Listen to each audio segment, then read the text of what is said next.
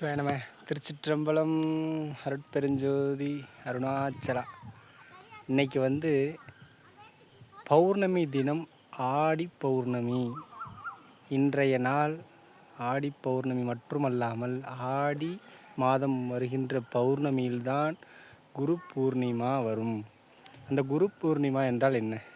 அதாவது நம்மளோட ஆள் மனதிற்கு புரிகிற அளவுக்கு பொறுமையாகவும் நிதானமாகவும் கவனமாகவும் நம்மளை அடுத்த நிலைக்கு கொண்டு போகிறதுக்கு ரொம்ப முயற்சிகள் இறங்கி நமக்கு பயிற்சிகள் கொடுக்கின்ற ஒரு நபர் தான், இறைவன் கொடுத்த அந்த ஒரு நபர் தான் குரு.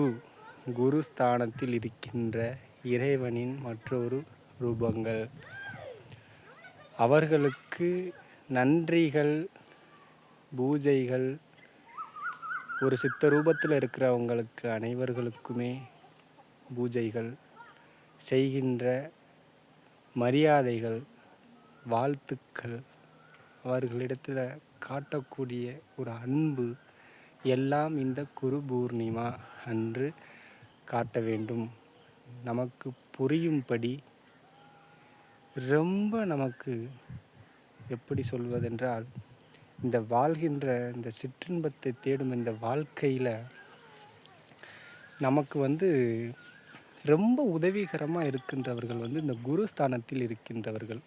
அவர்கள் என்னவோ மனிதர்கள் தான், ஆனால் இறைவன் நமக்காக கொடுக்கக்கூடிய ஒரு அற்புத நபர், ஒரு ஆனந்த நபர், ஒரு மிகப்பெரிய ஒரு ஆற்றல் வாய்ந்தவர். அந்த ஆற்றலை அவர்களிடம் போகிறவர்கள் அனைவருக்கும் ரொம்ப பொறுமையாக, ரொம்ப நிதானமாக, ரொம்ப அன்பாக இறைவன் என்றால் என்ன, இந்த பிரபஞ்சம் என்றால் என்னங்கிறத ஒவ்வொரு அணுவாக சொல்லி கொடுக்கின்றவர்கள் மட்டும்தான் குரு ஸ்தானத்தில் இருப்பவர்கள்.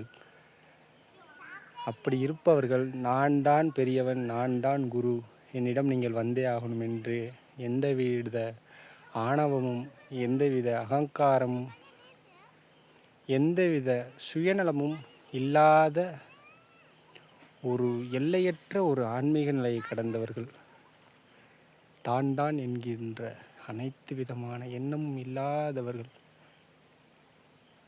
இந்த குருவானவர்கள். சரியா? இந்த ஆடி மாதம் வருகின்ற பௌர்ணமி என்று குரு பூர்ணிமா வருகின்றது. இன்று அந்த குரு பூர்ணிமா எல்லாரும் அவர்கள் ஒவ்வொரு நிமிடங்களும் கடந்து வந்த அந்த மணித்துளிகளை கண்காணித்து கொண்டிருக்கிறவன் இறைவன். இறைவன் மூலியமாக நம்மளை பார்த்து கொள்ள அனுப்பி வைக்கப்பட்டவர் தான் அந்த குருவானவர். அந்த குருவானவருக்கு நம்ம மரியாதை கொடுக்கணும் இல்லையா? அந்த நாள் இது. அது மட்டும் அல்லாமல் ஆன்மீகம் சார்ந்து தான் அப்படின்னு இல்லை, நமக்கு மனசுக்கு ரொம்ப பிடிக்கப்பட்டவர்கள், நம்ம தாய் தந்தையராக கூட இருக்கலாம், ஆசிரியராக இருக்கலாம், நண்பராக இருக்கலாம். யார் நமக்கு ஒரு ஆழமான ஒரு அன்பையும் ஒரு ஒரு பிடிப்பானவராக நமக்கு இருக்கார்களோ அவர்கள் எல்லாம் நமக்கு குருஸ்தானத்தில் இருக்கிறவர்கள் தான். அது யாராக வேணாலும் இருக்கும். நமக்கு நம்பிக்கை, நமக்கு யார் மேலே நம்பிக்கை வருதோ அவங்களெல்லாம் நமக்கு குருஸ்தானத்தில் இருக்கிறவங்க தான். அவங்களுக்கு நன்றி சொல்லும் நாள் இன்னைக்கு. சிவாய நம. மறக்காமல் உங்களுடைய குருவானவர்களுக்கு நன்றி சொல்லுங்கள். என்னுடைய குருவானவன் எல்லாமல்ல அண்ணாமலையார், அவனுக்கு நன்றி சொல்லிட்டேன்.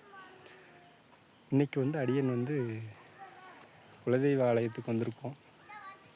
அது மட்டும் அல்லாமல் நம்ம குலத்தை காக்கிறது குலதெய்வம். அந்த குலதெய்வ தரிசனம் காண்பது இன்றைக்கி ரொம்ப ஒரு நல்லது. அடியனுக்கு இந்த மனிதர்கள் குருவாக அமையலை, இல்லாமல் அந்த பரம்பொருள் இறைவன் எனக்கு குருவாக அமைஞ்சான்.